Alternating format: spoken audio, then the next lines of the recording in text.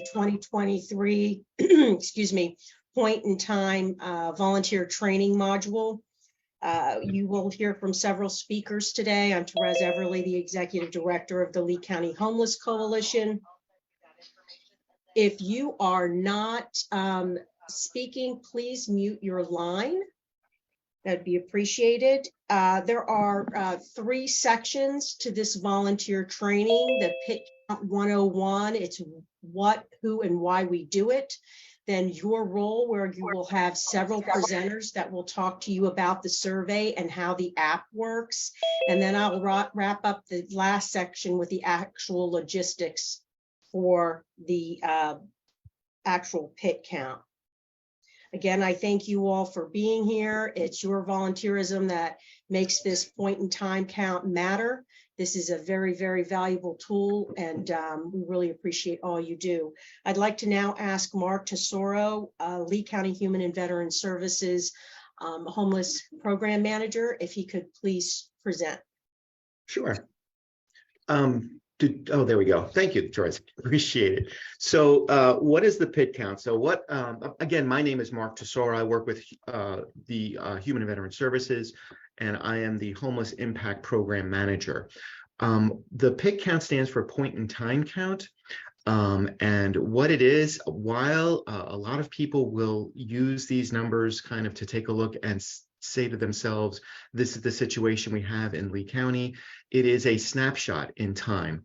And what the point in time count is just a snapshot in time for us to get an idea of where we are over time, to see how many folks we have that in a particular day and a particular time of year are homeless in our community. So it's conducted by every community nationwide. This is something that's occurring throughout the country at the same time in the last 10 days in January.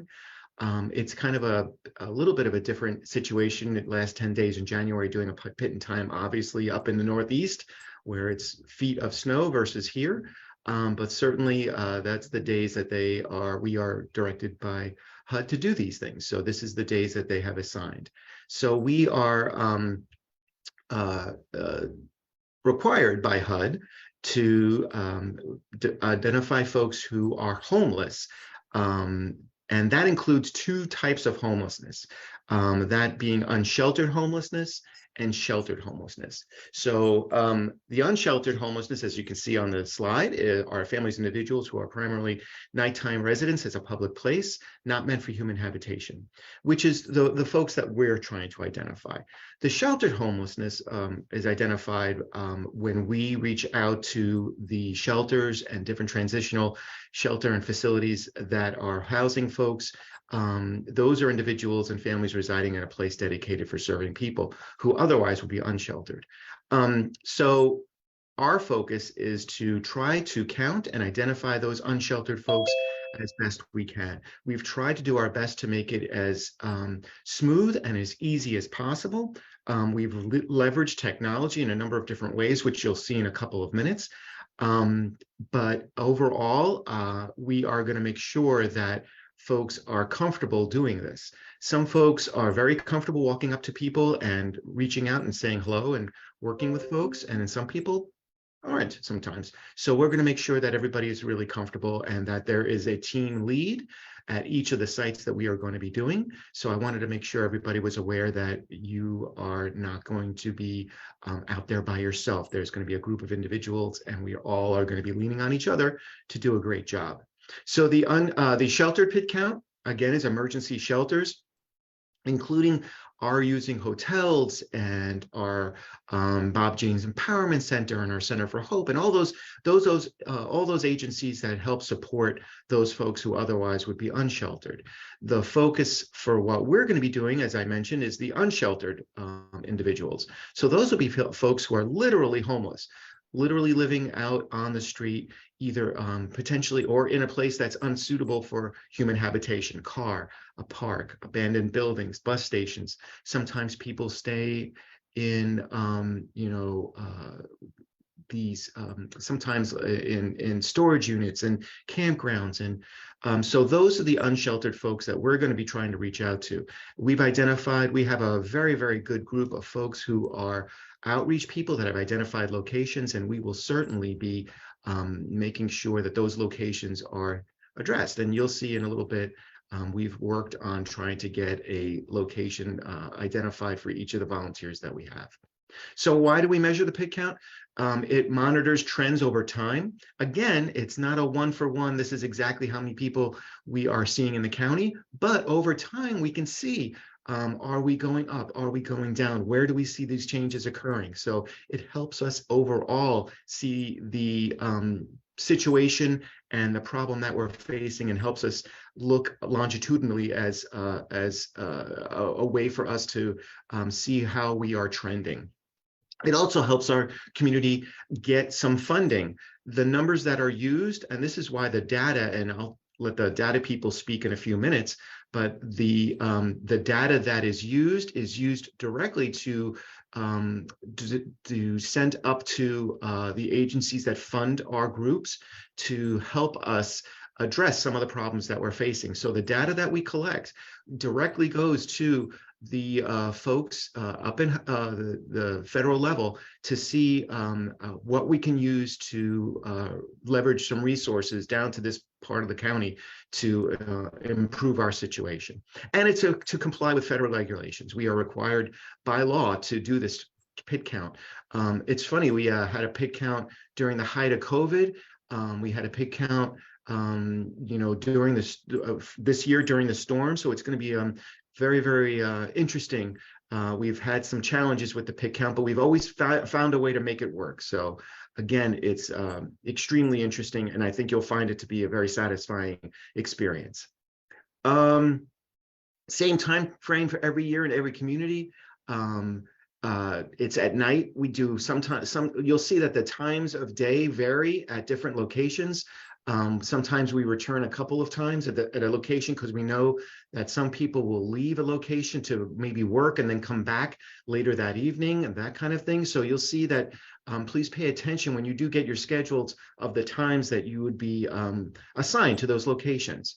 And we also make sure that at the end of the month, we ensure that people who can only pay for temporary part of the month generally included in the count. So sometimes people are part-time in a hotel and those kinds of things. So the first few weeks after they receive their Social Security or things, they tend to go to that hotel, and when their money runs out from Social Security staying at that hotel, then they end up typically back on the street until that next month's check comes in. So and please, Therese, stop me when I'm not sure if this is my last slide. No, yeah, thank you, Mark. That was all right. great. I wanted to make sure. I don't want to step on anybody else's toes. Yeah, so, that was great. So your role in the pig count is really to do the interview, and you'll see it's a very, very basic interview. We've tried to keep it as lean and mean as possible. One of the things that Therese and I and others on this have learned is that you don't want to, while in theory it's great to collect as much information as possible, that's not exactly the motivation for the folks you're interviewing. So we've tried to keep it as lean and mean as possible. So we're going to identify where you need to go. Like I said, we have outreach folks who are doing this on a daily basis, so they know where typically we find congregates of folks. So that's where we're going to really hit the most. And we are going to make sure that you connect up with the team lead in each of those areas. Okay. And finally, we want to make sure that the folks that we do survey are indeed homeless. If you do see a car or a vehicle that looks like somebody's staying in it, I would go with more than one individual. And I will not step on the next presenter's toes on how to approach individuals. But I think you will hear time and time again somebody saying, because very often we have people say, well, how do you speak to these folks? Well, the way you speak to these folks is the way you speak to everybody. You approach them gently and you speak to them softly and you explain to them what you're doing. So with that, I will hand it over to the next presenter. If you have any questions, don't hesitate to reach out to us. This is a team effort. I'm looking forward to a great pit count. I find it, again, very, very satisfying and humbling when I go out there and talk to folks. So I think you'll find the same. Thank you, Mark. Up to start, this is really the meat and potatoes of why we're here today, your role. I'd like to have Matt Wallace, Lee County Human and Veteran Service Homeless Outreach, do the next section, please.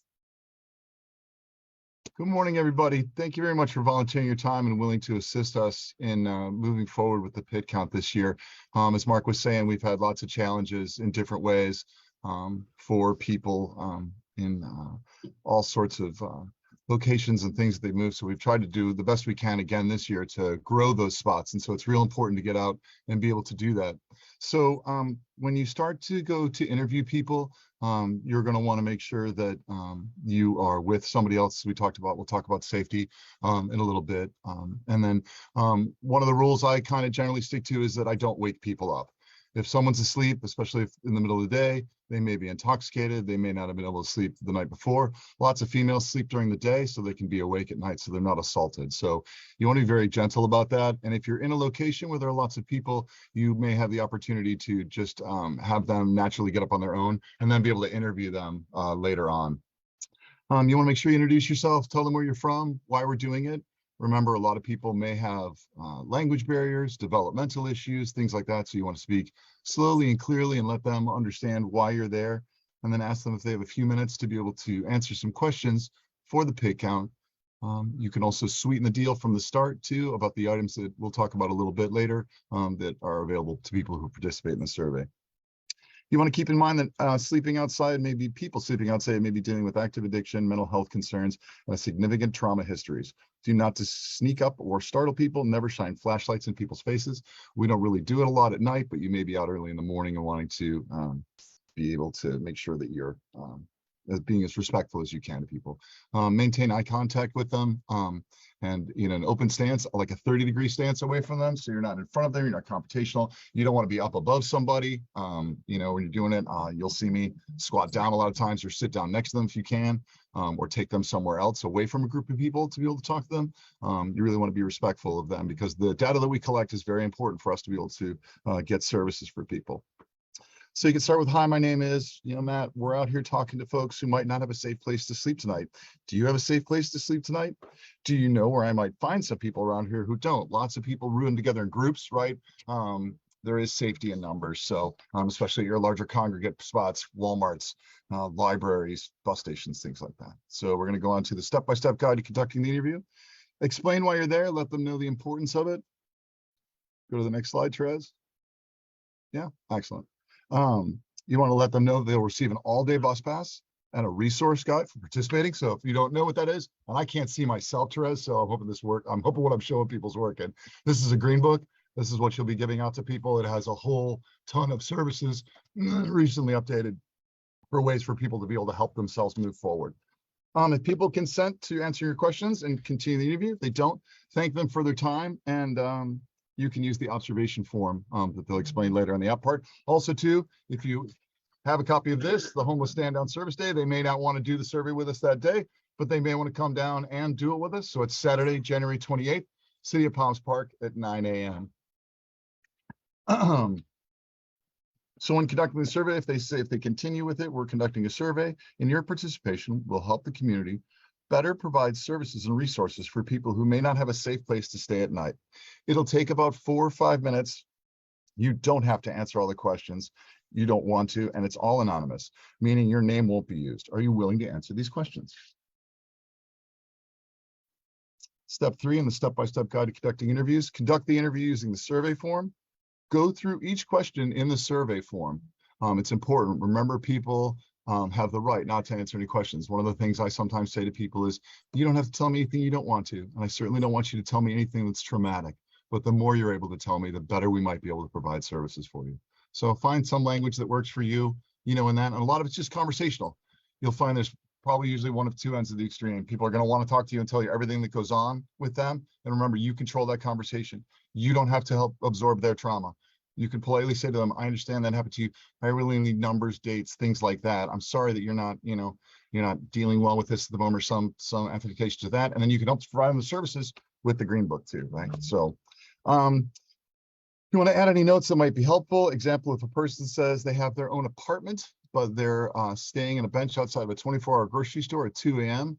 With what appear to be all of their belongings, write down what you think may be a discrepancy in it, or what they're saying versus where they sleep at night, right? So a lot of it is observational. People may present that way. And there's certainly been times where I've been embarrassed asking people if they don't know where safe to stay. And it turns out they do. They're just coming from work or doing something else. I even did it to a tourist once. So, but it's better to ask than not ask at all, right? So step 4, in closing the interview, you want to thank the person for their time. Refer them to the services or resources they may have asked you about or may need, right? So if a female is presenting to you that she's a victim of domestic violence, you want to make sure that you connect her with ACT or one of the other resources or a lot of those phone numbers. And if you don't know where that is, you can reach out to your team leads who will help you get that information so you can provide it to people. Remember as well, you don't want to provide information to people that you don't know to be 100% accurate. Someone who has to take 3 buses to get somewhere to see someone for something that's happened to them, and that door's closed when they get there, is an irrevocable way to damage a relationship with someone. So please be respectful of that as well. So thank them again, and then you can give them their incentives, tell them again about the stand down. And then step 5, recording what you heard and observed in the form. You can wait to walk away from the person interviewed to a safe place, especially if you're with a partner, right? Or always, at least when you're with your people, try to stay within visual range or earshot range at the least of being with people. Take a few moments after consideration to double check that you've completed the whole survey form. Remember, they're their answers, not your answers. So you can work with your partners for what they heard out of that conversation as well. You can include any additional notes or details. All of those things are important, will help us take that. Remember, more information is better, but you don't want to get bogged down. You want to get as many surveys as you can done in the time frame while you're working at a site. Make sure you have that the survey is written and readable. That's obviously going to be a computer issue. Complete the official only section on each survey to include your name and the location where the survey was taken. So who to interview? It may not always be possible, right, to determine, as I said, if someone's experiencing homeless based solely on the way they look. But you definitely want to try to approach as many people as you can. When we do emergency cold weather shelter, we work at large transportation centers throughout the county. And we'll often go up and talk to people of a variety of things just to make sure they have somewhere safe in that emergency situation. This isn't quite the same as an emergency, but it's very important for the funding and the services that we're able to provide for the population that's ever growing even before the storm. So consider the things. Where do you see the person? What is it doing? What time is it? And in who to interview, the pitfall of making assumptions about who you interview using stereotypes and what homeless people look like. The best practice is to approach everyone you see. You can use a soft, non-confrontational introduction that's easy to reverse course if a person is not experiencing homelessness. Hi, my name is Matt. We're out here talking to folks who might not have a safe place to sleep tonight. Do you have a safe place to sleep tonight? Do you know where I might find other people who are experiencing unshelteredness or living in a place not meant for human habitation, right? So, and then lastly is safety. Your volunteerism is excellent. We really appreciate you being out there, but you're the most important asset to us. And so you want to make sure for the vast majority of parts that things are safe, but you have to just be aware like you are in any situation. So you should try to always be at least with one person or stay together. Some people may not want to talk to a big group of people, you know, and as I said, come up, be conversational, tell them why you're there, try to engage them and make them want to participate as well. And then I said, sweeten the deal with the carrots that we have for them as well in terms of the bus pass and the green book. Keep the appropriate conversational distance when you're interviewing. Maintain awareness of the space where you are, where other people are, and ways to get in and out of the space you're in. You never want to back yourself into a corner. You never want to be, you know, behind a locked door. You want to make sure that you can end the conversation, right? Because some people who might be experiencing mental health issues, they may become confrontational, you know, kind of like a bear stands up in its back paws and starts, you know, growling and waving its arms at you. Back away from it, you know, most likely it's going to go along its way and not bother you as well. So you won't really encounter much of that, but you want to certainly be aware for it. It says remain standing. It's okay to squat down to speak with someone who's sitting or lying on the ground, but always maintain your balance. Again, another safety way to be able to do that, especially for people who may be in mobility devices or in wheelchairs or things like that. If there's a place you guys can sit down together at a table or something like that, try again to be as considerate as you can for what people are going through. You may also notice that people have a variety of different hygiene things going on. And if you can do it, I always recommend try to stay upwind of people. That may make it easier for you while you're out there talking with them. and then be able to provide them information about where they can go take care of their hygiene as well. Now remember, you do not want to transport anyone other than the volunteers in your personal vehicle. Prioritize your own safety. Listen to your gut. If there's a lot of people there, if they're arguing or, you see other things going on, we can always get back out there and do all those other things. Your safety is the most important part of it. We really appreciate you being out there with us. We're out there every day doing this. There are lots and lots of people that can use our help, and the more of them that we're able to identify during this pit count week, the better it'll be for all of us to do it. Thank you again for all of you willing to serve. Thank you so much, Matt. And when we go over the logistics section of the training, there will be areas that have been identified that we will have our law enforcement partners present with the teams. So know that that is also something that we have strongly considered. Our next section is our technology section, the actual survey mechanism. This is going to be presented by Juan Albino. He is the HMIS lead surveyor for this point in time count. Just to remind everybody, the point in time count is being done the 23rd through the 28th. And we are going to be using the phone app for all surveys except for on the stand down day, January 28th. If you are assigned to a walking location on January 28th, that is not the stand down, you would still be using the phone app. We do have one site that is going to be active on the 28th. So this is where, if you all have not already downloaded the app, you will want to start to do that as Juan walks us through that. Juan, and just let me know when you would like me to advance the slides. Sure thing. Thank you, Therese. Good morning, everyone. I'll go over the two versions of the survey form, as well as going over some tips and instructions for each. Now, the standard digital version is an app that we use that we'll go over. It's called ArcGIS Survey 123. This app can be downloaded in the Apple App Store or from the Google Play Store by searching for ArcGIS Survey 123. But you can also go to the link on the previous slide, Therese. Oh, If you don't sorry. mind. No, it's okay. You can also find that link for each store by going to that https arcg.is/0pll9. I also put that link in the chat for anyone to use. So again, the digital version or the app will be used for all point in time situations aside from the stand down. And a hard copy paper version will be used at the stand down event only. And these surveys are obviously for all people or households who are willing and able to answer your survey questions. In years past, there have been very few situations where people haven't been willing to participate, especially at the stand down. So so let that ease your mind some as you go into this. We really appreciate your help. So I'll go ahead and go over some items regarding the app. Again, ArcGIS Survey 123 is the digital application that we use here in Lee County for our point in time surveys. It's an app that compiles survey data and also drops a pin, a GIS pin, or GIS coordinates of where the survey was taken. So that helps us determine where we should try to focus in future years or in future events. It also gives us an indication of places where we might need to place some focus during the year. So your participation in this event helps not only for the event, but also our outreach projects that we have during the year.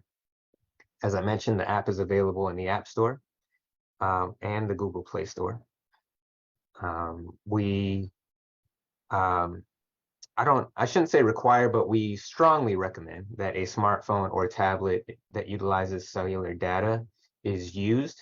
The reason why we do that is because it's so much easier when you have a constant internet connection and you don't have to rely on Wi-Fi. Keep in mind that especially when you're doing the point in time surveys, you may be out in the field. You may be in a public setting that doesn't have Wi-Fi. Wi-Fi is not guaranteed at any survey location and should not be relied upon. So we ask that you please only use smart cellular devices. If you have a cellular tablet, that would be fine, as long as you're able to download the app and get it up and running on that application. Otherwise, we recommend that you use your smartphone. One thing to note is that if reliable signal is lacking in the location that you are in, as long as you have the app downloaded to your phone, you have the survey up, the application will save the surveys you collect until you're able to get back to internet connection. So basically, it'll save those surveys, and then once you get back to having internet connectivity, you'll have the opportunity to send those surveys, and then we will be able to see that information on the back end. If you've collected a bunch of surveys and you're not sure if those have been sent, I'll provide you some contact information at the end. You can reach out to me, you can reach out to Mark, you can also reach out to our GIS coordinator and analyst, Jason Craig, who set up the Survey 123 app. Moving on, it is important that for the point in time, only one survey is completed per household. So with that said, it is strongly recommended that the surveyor is aware of which persons make up a household prior to beginning the survey. So before you start the survey, please try to determine who is in the household. If you are approaching a family and you recognize that that is the household, all you have to do is complete a survey for the head of household or whichever adult would like to complete that survey to represent the household. Again, this will help you when you arrive to the questions later in the survey about household members. We want to make sure that we're only counting these individuals once, and you taking that step to understand the composition of that household before you take that survey helps us to deduplicate later. Make sure you complete the for official use only section at the beginning of the survey on the app with your name and location where the survey was completed. Please use location names if surveying next to a specific building, and if outdoors and not near a building, use other markers such as street names to help describe the location. So if you are at a racetrack, please don't just write racetrack.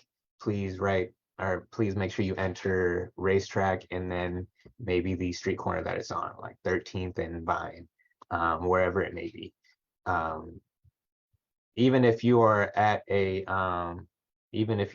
certain street corner and you're next to a building, please include that building if you can. Any information helps us when we determine future places to survey. And again, we can't stress enough, paper survey forms will not be used for the point in time, only the stand down event. If you have any concerns about that, please reach out and we can try to address those. Moving on to the paper survey. So the paper survey form will be used at the stand down event only. These surveys are to be completed by survey volunteers only. So if you come to the event, we will all gather by the gate before we open it up to those who are attending to receive services. We'll have clipboards there, and we'll just go over the basics of the survey, kind of like what we're going over here in this training. It's just very important that when you are doing the survey, that you are the one asking the questions and writing the answers down. Please do not hand the surveys to the attendees for them to complete. What we found in years past is that they oftentimes don't complete the form, and then it makes for more work once they get to the gate. Once they get to the gate, I always check the forms for completeness, and if it's not completed, I hand them to one of the volunteers that are with me at the gate, and they help the volunteer. I'm sorry, they help the attendee complete the form. So just to keep things flowing, there's going to be a lot of people being served at that stand down. We want to make sure that line is, we want to make sure we're going through that line. So anything you can do to help that, especially by completing those surveys for the attendees, it's a huge help. Every adult at the stand down event must have a completed survey in hand to enter. So again, that's like their ticket. That differs from the point in time. So in the point in time, we want to just have one survey for the entire household. At the stand down, we want to capture every adult that's going to be passing through to receive services. With that said, you may find a husband and wife attending the stand down event.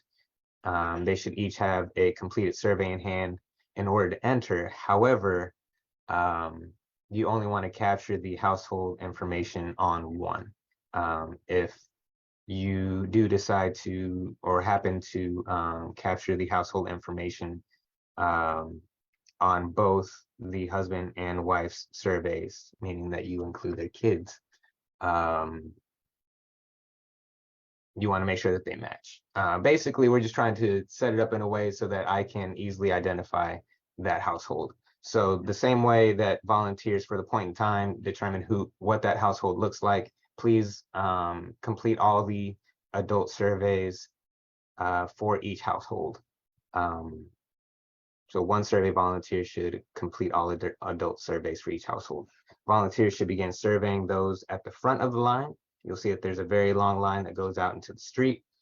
Start at the front and work your way to the end of the line. But please wait for any instruction, or please wait to begin the survey until after you receive instruction at the event.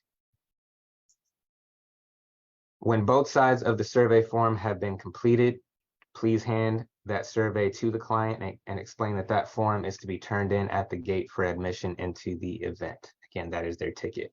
Please do not hold on to the surveys because the attendees will need them in order to get into the event. Stand down surveys will be collected and double checked for completion at the entrance by me. Prior to admission, again, if they're not completed fully, I'll pass that person on to a volunteer to make sure it's completed. But please do your best to get through the survey with the attendee while you're working with them. There will be a limited number of pens and clipboards provided for survey volunteers to use. Clipboards are a lot more limited than pens, but we definitely encourage you to bring your own pens and clipboards if you have them. Paper surveys translated into Spanish will be available for bilingual volunteers to assist with the surveys. But keep in mind that the digital survey is not to be used at the stand down event. So please do not take any surveys with your phone or tablet. All right, so to go over the survey questions on the form, before I go over those individually, keep in mind that the questions on the digital version of the survey and the hard copy versions are identical. Certain questions are supplemental and only appear in the digital version when a specific response to a previous question is given, where on the paper version, every single possible question is on there. Do your best to provide clear and concise answers to open-ended questions. For example, when answering the question of what approximate date a client became homeless, please help the client provide their best estimate of the time frame or date, rather than enter something like a long time ago. Even though they may have said a long time ago, please help them deduce when they became homeless to the best of their ability. So the way you would do that is, if they say, I don't know, or a long time ago, you can respond with, would you say it's within the past year? Would you say it's within the past 3 years? That helps to give them a time frame that they can give you a better answer for. Make sure you complete all the survey questions to the best of your ability. Again, you can't, we don't want to try to force any answers or force attendees to answer those questions. But again, please do your best to complete all survey questions. If something didn't work with one client, You can try something different with the next to try to have better success with specific questions. Make sure you save the survey by tapping the checkmark symbol on the digital version prior to moving on to the next person on the app. All right, and then I will go over the questions individually on the survey. The questions that you see on the screen are as they appear on the paper copy form. However, the same questions are on the digital version. So we start the survey off by getting their first, middle, and last name. Do your best to collect this information and any information. But getting a name and date of birth is very important because that helps us to deduplicate clients who have entered into our HMIS. Keep in mind that the point in time count isn't just the surveys, it's also clients who are in our county's HMIS for a certain time frame and in specific projects. So we want to try to avoid counting individuals twice. So the demographic information you collect, especially the more accurate it is, will help deduplicate later on. So we do have fields for gender, male, female, trans male, female to male, trans female, gender nonconforming. Please try to avoid using don't know or refused if at all possible, but obviously if they refuse, you can mark that. And enter their marital status. If you are unsure which box to check for race, please use the other checkbox and enter the person's race in the other field that will appear on your screen in the digital version once you have checked the box. On the paper version, if you mark other, feel free to write something, write what they say their race is, or for instance, if they say, well, I'm not any of those, I'm Hispanic, you can mark other and then mark Hispanic. One thing that I will say about how HUD tracks or how this information is entered into HUD systems, most Hispanics, such as myself, are considered white Hispanic in the eyes of HUD. However, like I said, answer the question to the best of your ability, and I will do my best to make sure that that data is accurate on the back end based on what you enter. We do ask a question if the client has served in the armed forces. This helps us to determine our veteran count. The person being surveyed did not serve in the armed forces. The question regarding activation into active duty, which is the following question, will be skipped. But if they did serve in the armed forces, then make sure you ask that follow-up question. The next section is our homeless section. It helps us determine whether the client is homeless or not. So the first question is, do you have a regular place to stay? A regular place to stay is a place where the client is currently staying dependably. And then we ask, where did you stay last night? So you have different options such as non-housing, emergency shelter, transitional, permanent housing. Please do your best to answer this question. A couple things to note. Non-housing places such as street, park, car, even a boat, those places are considered places not meant for human habitation. So even though a person may say that they have a regular place to stay because they're staying in a place consistently, that doesn't mean that they are staying in a place dependably. So we want to make sure that we answer this question accurately. If it's a place not meant for human habitation, please mark that as non-housing. Emergency shelter would be any place, will be one of our area emergency shelters, such as the Salvation Army, the rescue mission, or if a client is in a hotel that is being paid for by an agency, whether that's Human and Veteran Services or another nonprofit. If they are paying for the hotel themselves, that is not emergency shelter. So if the client states that they're staying in a hotel, please use the follow-up question to determine whether they are paying for it or not. Transitional housing, a lot of times clients will answer transitional when they are staying with family or friends. So if they do say that they're staying in transitional housing, please try to get a better idea of where it is that they're staying. If they say that they're staying with a friend, then answer staying with friends rather than transitional. Permanent housing for homeless persons, that would be our castle facilities. So Castle is an agency locally that provides permanent housing for homeless individuals, and they provide services for those individuals. So only clients who are staying there should have permanent housing selected for them. The rest of them are pretty self-explanatory. Again, please do your best to answer that question accurately. If a client is staying with family or friends, we are asking if it's on a temporary or permanent basis. This helps us to determine whether that client is at risk of homelessness or not. For any client, I'm sorry, if you're completing a survey for an adult household member who is not the head of household, this location information should match that of the survey taken of the head of household. That's something that I'll go over a little more when we get to the family members section. However, as the person who is taking the information for the household, make sure that your answers match.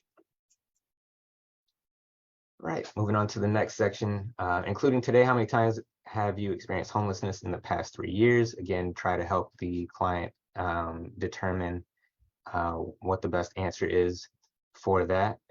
Please try to avoid checking client doesn't know when asking for a number of times experienced homelessness in the last 3 years and total number of months. If the answer is not never, then please ask questions that can help the client determine the best answers for these questions. So how many times a client experienced homelessness is determined based on any interruptions in their homelessness. So if a client was homeless and then they were housed for a year or housed for a few months, then that is a break in their homelessness. If they became homeless after that again, then they have been homeless twice. Do you have any of the following conditions? This helps us determine the special needs for that client. And then what caused you to become homeless? Please use the answer that best fits the circumstance for the person being surveyed. Use the other option if the option is not listed, and fill out the other field with the proper cause. If the person is not currently homeless, please check not homeless. This next section is a new set of questions that we added this year as a result of Hurricane Ian. So the first question is, were you stably housed when Hurricane Ian made landfall in Lee County on September 28, 2022? So we want to know where they were that night, or not necessarily where they were, but if they were stably housed. Again, stable housing means they were in a home that they own, a home that they rent, if they were in permanent supportive housing, or if they were staying with family or friends on a permanent basis on the night that Hurricane Ian made landfall. So if they were stably housed, mark yes, otherwise mark no. And then we also want to get information on if they filed a claim for assistance with FEMA. So if they mark yes to the first question and they became homeless due to Ian, we want to know if they filed a claim, yes or no. If they did file a claim, do they have a FEMA temporary assistance number? We do not need that temporary assistance number, so please do not collect that. We just want to know if a number was given to them. And moving on to the household member section. This section is very important because, again, it helps us understand the composition of the household. It also helps us add additional folks to our point in time count. So the first question is, do you have any family members who are living with you now?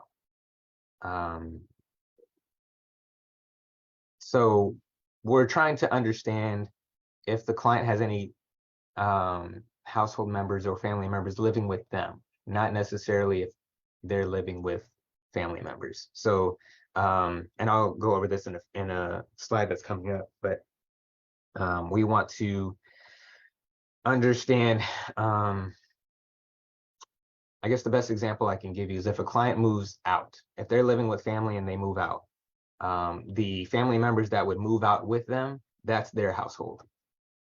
So if a client is leaving, staying with family, and they move into a rental unit and they're bringing along their 2 kids, then they would be a household of 3. Those are the individuals that we want to make sure are counted on the survey.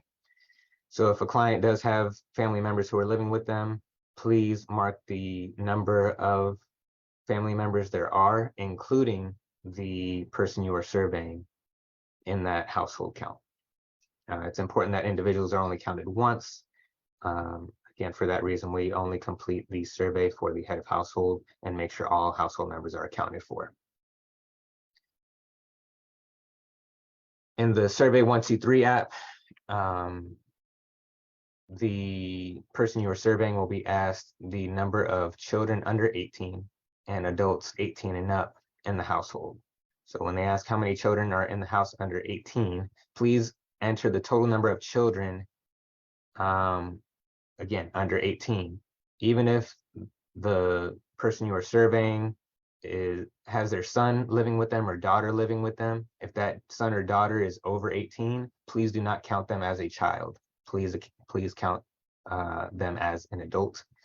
And then how many adults are in the household 18 and up, please enter the total number of adults, including the head of household who is being surveyed. So in the app, it's going to ask for that, how the household breaks down. So we're asking for the gender of the individual and their age. So the way you would enter that in the app is you would put an F for female or an M for male. The example that I provided on the slide, that's a household of 3. It's 3 adults. So you would enter that as F. The head of household is 48. One of the males that they had living with them was 36, and the other male that they had living with them is 24. So please make sure that you enter it in that format. And again, make sure you're accounting for everyone in the household. And then the next slide will show how that family member section appears on the paper copy. So it includes all the same questions. One thing to make note of is beneath the question where it asks how many family members are there in your household, we also ask, have these household members already filled out a survey today, or will they? You want to mark yes or no. If you did mark yes, please write the name of the household member with who completed a survey or will complete a survey, as well as their date of birth. Again, this is why it's very important that one surveyor completes the surveys for that household. Now the ArcGIS Survey 123 app, I do not have the ability to share my screen. Actually, I do. Give me a second here and I will do that. Therese, if you want to take off your sharing, I'll go ahead and share mine.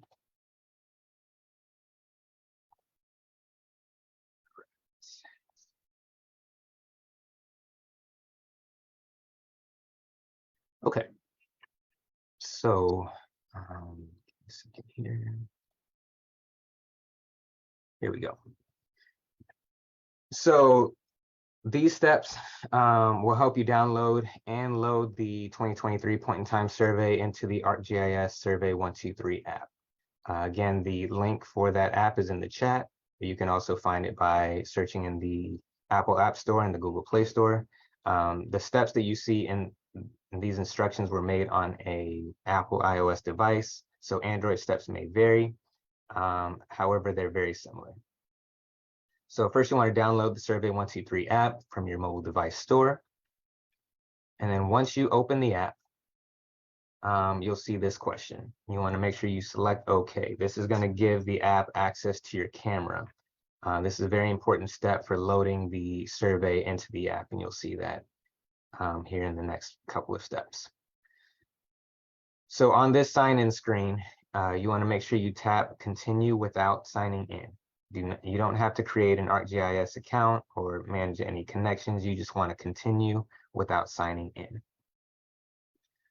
The next question that pops up is going to ask if the app can have access to your location. Please allow that access. If you're on an Android device, you want to allow when you're using the app.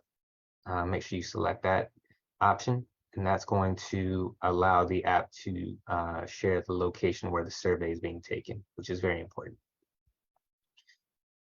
Once you do that, you should be at the main page. You can tap the QR reader icon that's on the top right side of the search bar.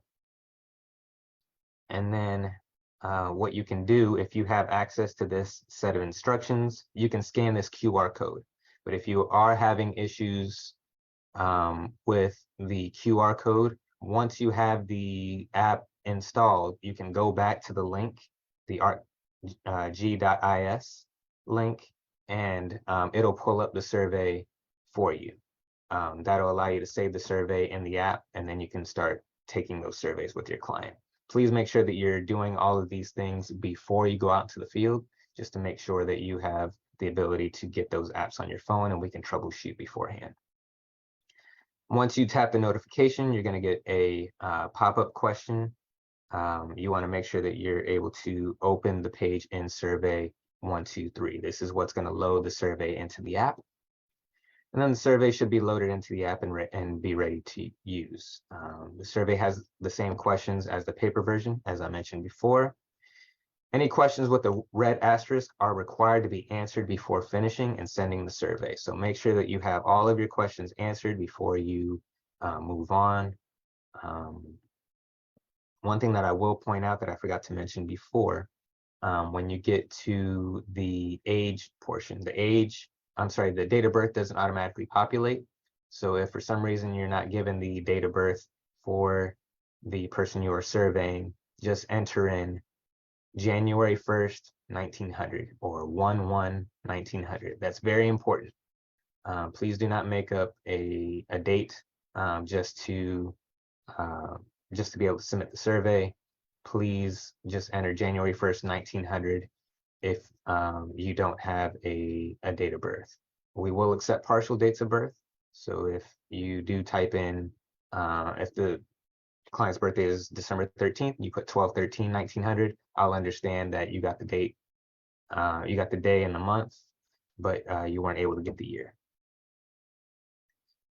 Moving on, to complete the survey, you want to make sure you tap the check mark on the bottom right side of your screen. That is what is going to send the survey to the database. Your survey is completed when you receive this notification on your screen. If your device is offline, you can continue taking surveys. It just won't allow you to send. However, once you are online, make sure you send your surveys in so that they are added to our database. To collect an additional survey, all you have to do is go back to the 2023 point in time survey from your app's list of surveys, which you will see once you complete a survey. And then after you select the survey, click the collect option that's at the bottom of your page, and a brand new survey will open up. And it's as simple as that. And that's all I have for the surveys. I will pass it back to Matt or Therese for the point in time do's and don'ts. All right. Juan, can I ask a quick question? Sure. Will there be a period of time for people to practice on the Yes. survey? Yes. So you can start downloading this application now if you'd like. Just keep in mind that, well, at least what I would recommend between now and the point in time is if you are entering any test clients, that you use test as the first name of the client that you're entering. Other than that, you can enter in whatever information you want, but just please make sure you use test as a part of their name, just so we know not to count them in our point in time. But yes, you feel free to practice as much as possible. We actually recommend that you download this as soon as possible to make sure that you don't run into any issues, and it gives you the opportunity to ask questions prior to the point in time. Thank you, Juan. That was very good. I actually had this app on my phone prior, so my steps were a little bit different going through the update to get the 2023 PIT up there, and it went very smoothly. So thank you for that. Wonderful. Okay, just this slide here, the PIT count do's and the PIT count don'ts. It's basically a general overview of everything that we just discussed. Please do get consent before asking PIT count survey questions.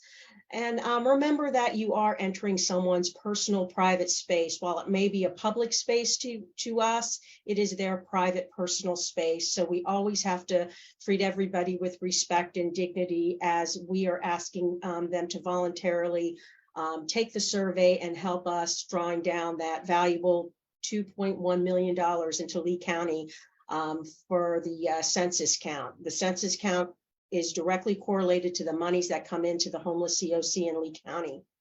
Do have a conversation with the people you interview. They are our friends. They could be your family.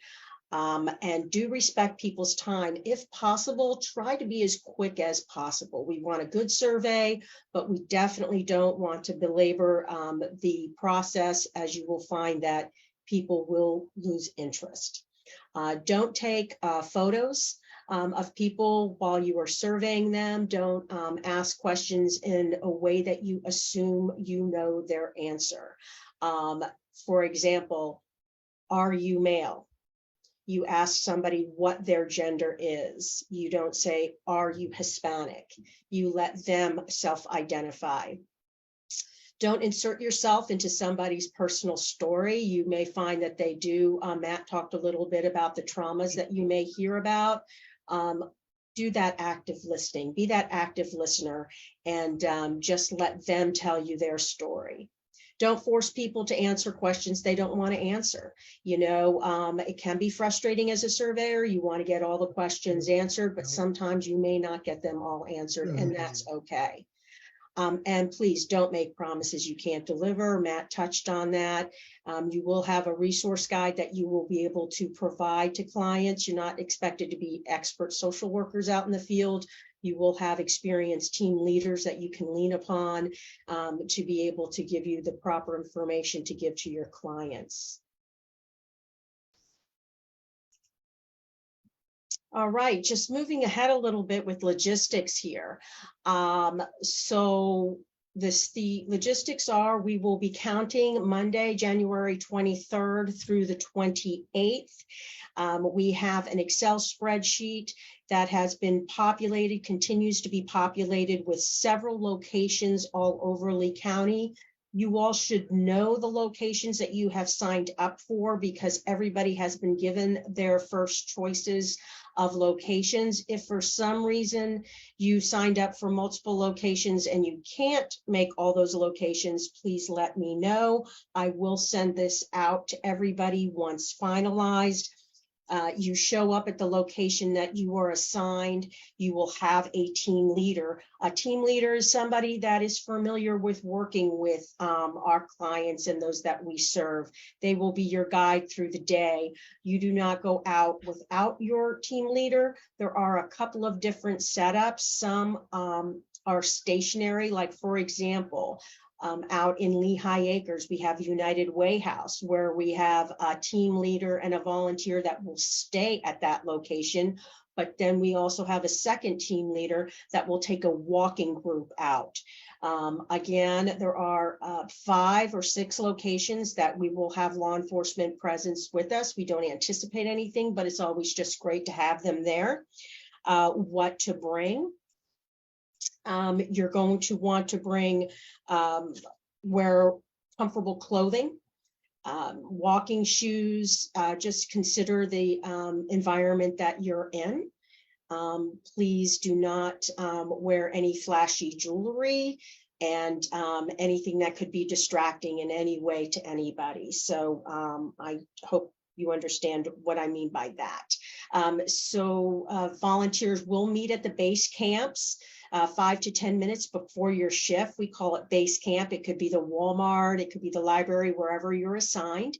And you will meet with your team leader, and possibly your law enforcement officer may also be there. You will walk around to the surrounding areas, visit known locations, and conduct your surveys and complete your observations. Again, do not leave your base camp without your team leader or without your designated escort. If you have any questions, if for some reason you get there and your team leader is not present, please call me. Make sure you have my number in your cell phone, 239-322-6600. That again is 239-322-6600. Also, if you have any questions regarding the survey, Juan Albino is the survey lead. He is 239-533-7925, and Mark Tesoro, 239-533-79, same number, 7925. Both of these individuals, Mark will actually be out in the field like myself, but both Juan and Jason will be behind the scenes working from the office to ensure the technology is working. So make sure you also have Jason's contact information. I think that about wraps it up. Please be sure to check the weather. If we start to see a cold front come in, you're going to want to make sure that you are dressed appropriately. Know that I will be coordinating with the team leaders to provide them with their supply of bus passes and resource guides to be able to get out to our clientele. I thank you again for everyone for participating in this, and I look forward to a very successful point in time count.